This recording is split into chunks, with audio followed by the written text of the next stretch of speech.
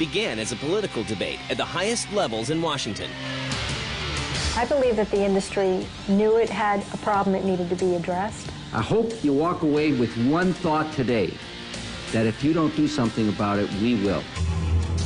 Members of Congress talking about video games being the sort of the decline and fall of Western civilization and destroying our youth and leading them down the path of no good. And brought the game industry together. We began sort of in a crisis, in a reactive way. They changed minds. They know that if they go too far, there is a regulating body that's going to say, hold it. That's a little bit too much for the audience that you're shooting for. And the way we look at games. You gotta know what games are right for you. The industry takes the ESRB very, very seriously. This is how the Entertainment Software Ratings Board, Check the rating. or the ESRB, was created. When you check the rating, the control's in your hands.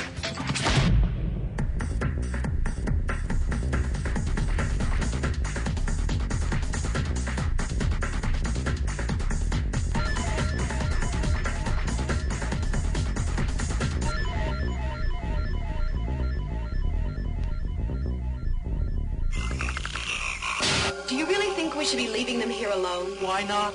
Well, do you think they can handle it? Of course they can. What could possibly go wrong? What are you doing now? Video games have a history of controversy.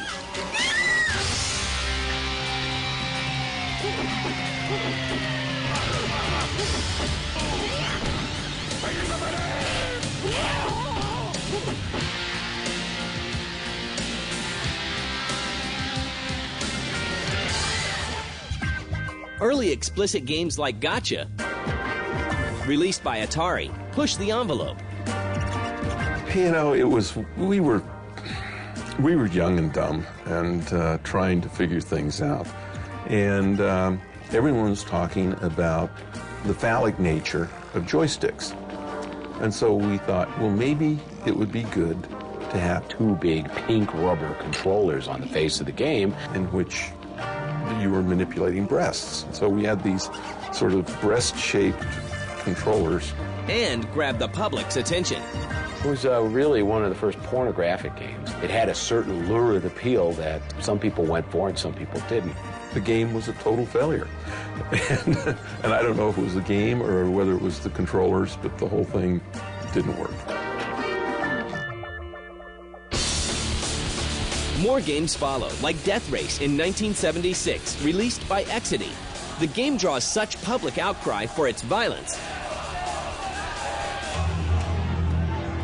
PTA mother Ronnie Lamb proposes regulation on arcades. Kind of at the center of this was Ronnie Lamb from Babylon, New York. She appeared on the Donahue show, and she was just everywhere. Attacking video games, and she was very vocal. She did lead a lot of people, like in Texas there were big court cases where arcades were limited in the hours they could open and where they could be located. The case goes all the way to the Supreme Court, where justices decline to rule on its constitutionality. And the game industry marches on. The growth of the industry, I think, is really one of the great stories of the 90s. 10 years ago, this industry, it was mostly about adolescent boys. And what's happened is the Nintendo generation grew up.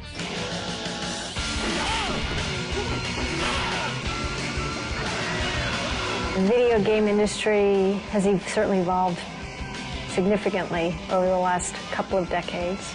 Graphic capabilities have advanced. Gameplay has advanced. Lots more different types of content elements have been introduced.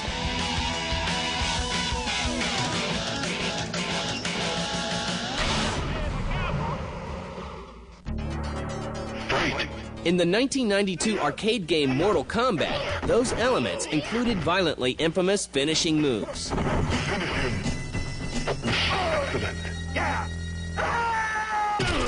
That was one of the first really controversially violent games because it had the fatalities where you would finish him and then the head would fly off and the brains would fly over and the spine would go someplace.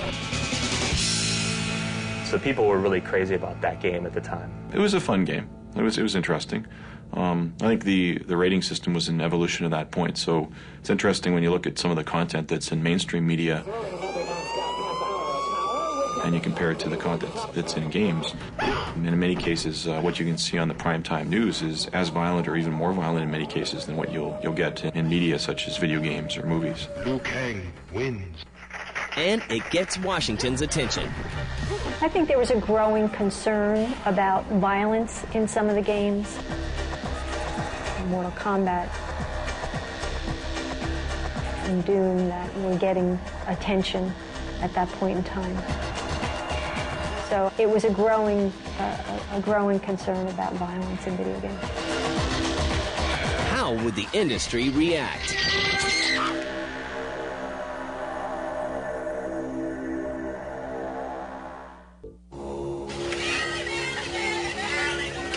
Five teenage girls have disappeared. Your mission? Protect those girls. You don't have the brains or the guts for this assignment. Give the controls to someone who does. As the game industry matures, so does its target audience. Titles such as and Mortal Kombat are designed to appeal to a different audience. But not all companies take this route. When Mortal Kombat is released on home consoles, Nintendo only allows a less violent, bloodless version of the 2D fighter to be ported to the Super Nintendo.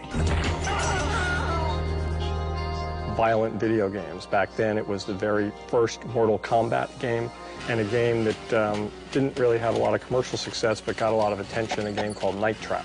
Your parents are gone, so come on, Pharaoh, what's the first thing you think of? Party! I think the best one would be a Night Trap for the Sega CD, which has the distinction of being a bad direct-to-video B-horror movie as a game. Starred Dana Plato. We're going in. It had decent production value. A lot of weird-looking dudes around here. It's akin to watching like one of the sleepaway camp movies. You know, it's not Friday the 13th, it's not Nightmare on Elm Street, but they're really trying hard, you know, to give you something compelling. While gamers and critics alike pan titles such as Night Trap, the violent and racy games ignite a firestorm in Washington, spearheaded by Democratic Senator Joe Lieberman. And the game industry responds. The IDSA formed back in late 93, early 1994. The Interactive Digital Software Association is a trade association. We are the voice of the video and computer game industry on public policy issues in Washington at the state level. The pivotal event that triggered the formation of the organization was the very first wave of criticism from Senator Joe Lieberman and Senator Herb Kohl of violent video games. I believe that the industry knew it had a problem that needed to be addressed. There was concern about these games. Why do you need to go across that line and produce this stuff for adults or kids? Members of Congress talking about video games being the sort of the decline and fall of Western civilization and destroying our youth, leading them down the path of the no good. And the industry felt that we needed to respond in some way, in a proactive way. Senator Lieberman was talking about introducing, and in fact did introduce legislation to create a federal rating system for video games. And we felt that it was much more productive for the industry to self-regulate. There were congressional hearings in the early 90s that took a serious look at the video game industry and wanted to make sure that the video game industry was acting responsibly. While on his warpath against violence in gaming, Senator Lieberman focuses on Mortal Kombat and Night Trap as offending examples. Adding to the controversy, the game industry faces its own internal strife over the conflict. As an uncensored version of Mortal Kombat is released on the Genesis console, rumors surface about Nintendo spurring the debate on violent games to hinder Sega's success. Tensions peak in 1993 when Washington gives the game industry an ultimatum. They must get their act together and agree on a rating system within 1 year, or else. I hope you walk away with one thought today, that if you don't do something about it, we will. In 1994, the Recreational Software Advisory Council, RSAC, is formed and develops a content-based rating system.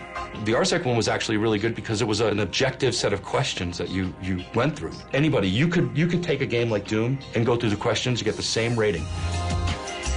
Doom was one of the first products to come out and subjected itself to the RSEC. That's good information to pass around. But it didn't make it because it wasn't quite movie-ish. It wasn't quite like the movies. Meanwhile, the IDSA gets to work on its own rating system. We felt it was much more productive for the industry to self-regulate rather than face federal ratings, which not only I think would have been unconstitutional, but they certainly would have been, I think, quite problematic. So the industry came together united and said, how do we act responsibly to respond to this concern? The industry recognized it had a responsibility to parents and to our consumers as we got bigger, and we had a responsibility to tell people what was in our product and to help them make informed decisions. And out of the IDSA, the ESRB, a self-regulating rating system, is born. The sense was to create this trade association that would be able to represent the industry on policy issues. And the first act was to create a rating system, now known as the Entertainment Software Rating Board. The rating system is based on the motion picture industry's rating system, but is more detailed. What the ESRB is responsible for is much like the movie industry, where the movie's rated R or PG-13 or G for everyone or NC-17. They perform the same function for video games. Actually, the Federal Trade Commission has kind of lauded our industry's rating system as the most thorough and the most comprehensive. The ESRB has certainly given the industry a really good set of guidelines to follow, and everyone follows them. There's no game released without ESRB rating.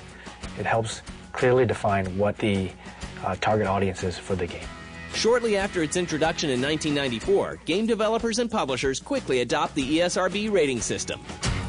The industry takes the ESRB very, very seriously. You know, it's a responsibility not only of developers and publishers, but it's a responsibility of everyone to make sure you know what audience the game is intended for. It's up to developers, it's up to publishers, it's up to parents. But how does the ESRB work? A publisher has a product that isn't completely finished yet, but close enough so they can assemble submission materials that include a video tape of all of the most extreme content in a game, as well as the context, the storyline, the characters, the setup, any introductory sequences, anything that would give us an indication as to the content elements in the game and the age appropriateness. We have a very thorough written submission form that every publisher has to fill out and write what is actually in the game, what's depicted, what's said, any dialogue, any depiction whatsoever that could be relevant in terms of the content rating. And a ratings board, 3 people, will then view this tape, read the documentation that goes along with it, but they don't play the game necessarily. Within a week, have independent raters come in, look at the video, and based on the consensus, we'll decide on what the rating of this game should be. We apply a rating along with content descriptors, and the publisher gets their rating certificate. It usually takes about 5 to 7 business days. The key to a good rating system is a diverse collection of people rating the games. Our rating system was fundamentally premised on having ordinary Americans come in and rate games. Don't have to be a gamer. Male, female, cultural backgrounds have to be diverse, marital status.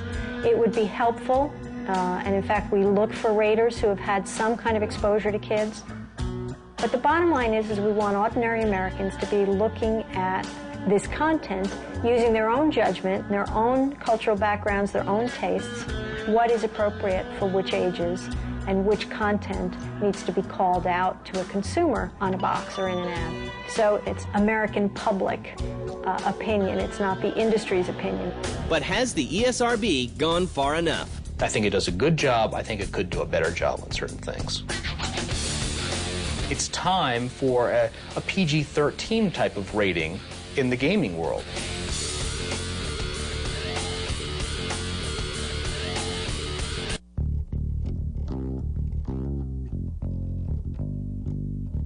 With a self-regulated rating system in place, some developers feel free to push the boundaries. In 1996, Harvester is released by Merit Studios. The company claims it is the most violent video game ever released. But not all game publishers are interested in pushing the envelope. Electronic Arts decides not to release an ultra-violent fighting game called Thrill Kill. But the ESRB isn't enough for some. In June of 1999, Senators John McCain and Joe Lieberman passed the Media Violence Labeling Act. We had two different violence descriptors, mild violence and violence. We felt that consumers could use a little bit more nuance, a little bit more information in terms of what kind of violence. The new act calls for more detailed descriptions in the ratings, unlike the MPAA system for films. The video game ratings are quite different in some key respects from the movie ratings. First of all, video games are a different medium. A video game is interactive, a film is passive. Video games, as realistic as they're getting, are still predominantly animation. Realistic looking, yet quite different visually than a film. So the whole experience is different, and we felt from the very beginning that we couldn't simply graft on the motion picture rating system. But even with the new additions, there's still room for improvement in the ESRB system. Now, what I think would be a perfect thing for the ESRB to do, and one thing that I have sort of advocated in my column, is that it's time for a PG-13 type of rating in the gaming world. You know, we've got E equals G, T equals PG, and M equals R. That's fine, that helps to a point. But if you have something that's sort of a middle ground between T and M, then you can have these games that sort of walk the line between the two and still have the M rating carry a little bit more weight.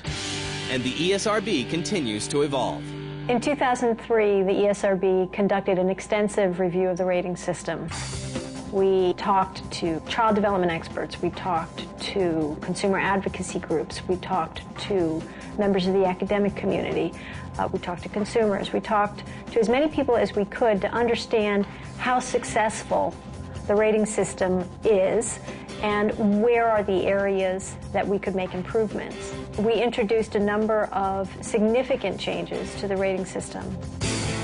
By 2003, a new set of improvements to the rating system is announced. Boxes get bolder labels reflecting their ratings, descriptions of game content become more precise, and distinctions between different types of violence are used.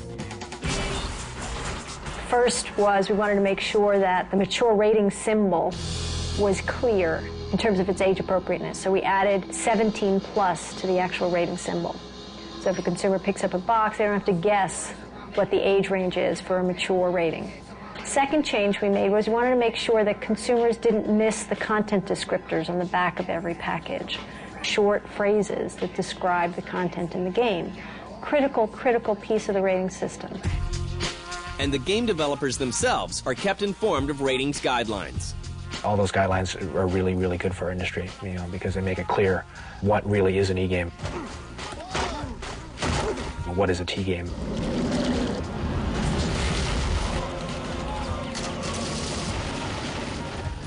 And what is an M game?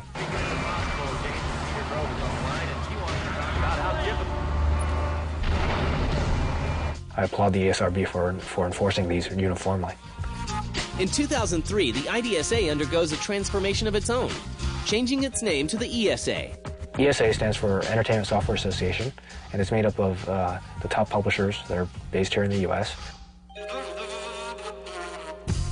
The thing that they're probably most known for is owning and running the E3 trade show.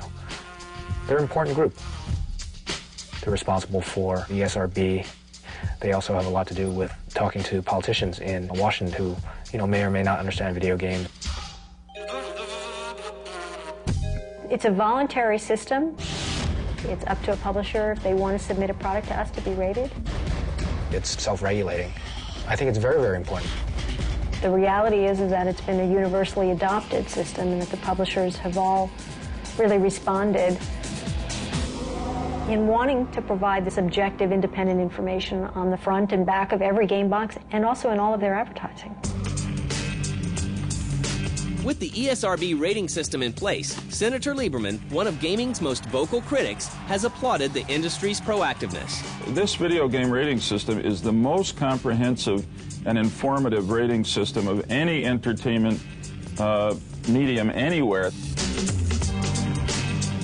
The rating system has been praised by folks like Joe Lieberman and others as the best rating system among all entertainment industries.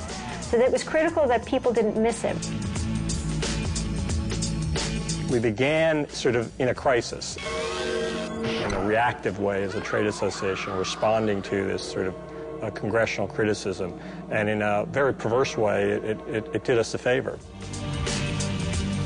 because it allowed the industry to come together as it never had before. Very competitive companies uniting together around common causes. I'm very focused right now on making sure that consumers are aware of the rating system and using it. And I've even seen some ads, trailers before movies. Now, I love sports. I love sports. You got to play the game that's right for you. Same with computer and video games. ESRB is very, very important for our industry because parents have to make sure each game is right for their kids. Parents need to know what they're buying for their children. How? Check the rating. Check the rating. The industry still has a ways to go to catch up to the movie ratings. We've been around for 10 years. The movie ratings have been around for 35, 40 years. Every game box has a rating symbol that suggests what age the game is best for. It's critical that consumers are aware of the rating system. And a content label that tells you what's in the game. And use it appropriately. When you check the rating, you know what to expect. The system works and gets the job done, but there's always room for improvement. I mean, I'm critical of them, and I think that there are certain things that they can do better. Given the short amount of time that they've been in existence, I think they've done a very good job getting what the ratings mean out. I think it's made developers a lot more aware of what they put in games right now. They can still push the envelope, but at the same time, they know that someone's keeping an eye on them. They know that if they go too far, there is a regulating body that's going to say, hold it. That's a little bit too much. See? You gotta play the game that's right for you.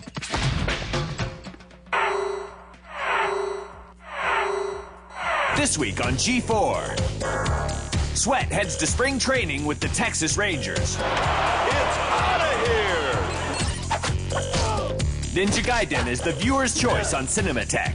And it's Spy vs. Spy on Judgment Day as 007 Everything or Nothing squares off with Mission Impossible Operation Serva. Sweat, Monday at 10. Cinematech, Wednesday at 10. And Judgment Day, Sunday at 10:30.